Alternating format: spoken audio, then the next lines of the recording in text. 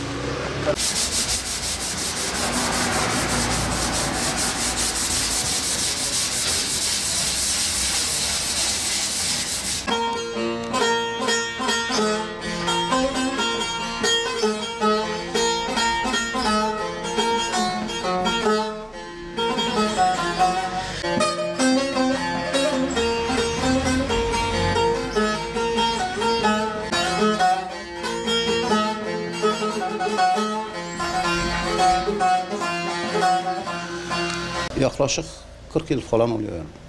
Valla şimdi çırak falan yetişmiyor. Sanat ve sanatkar ölmüş durumda. Sanat da öldü. Bu işi pek fazla yapan da kalmadı. Yetiştirmiyor yani. Kimse istemiyor da yani. Sanat öldü diye kimse sanat istemiyor. Makinelerin çıkmasından dolayı da oluyor. Bir de parasal yönden oluyor yani. Şimdi sanatkar kazanamıyor yani. Sanat öldü diye kazanamıyor. Kazanç olmadığı için mecburen başka işler peşinde koşuyorlar. Sanatın peşinde koşmuyorlar. Makine standart ölçülere göre seri imalat olarak yaparlar. Ama özel bağlamalar elle yapılır. Daha sıhhatlidir yani. Yani makineleşmiş sazlarda kalite pek fazla olmaz. Vallahi şimdiye kadar bir el atan olmadı, çıkmadı. Çıksa tabii ki sanat ve sanatkar daha değerlendirilir. Daha kaliteli olur, daha iyi olur. Ölmez yani, sanat ölmez, sanatkar ölmez. Ama şimdi şu anda bitmiş durumda yani. Sanatkar da bitmiş, esnaf da bitmiş. Yani sanatın değeri kalmamış.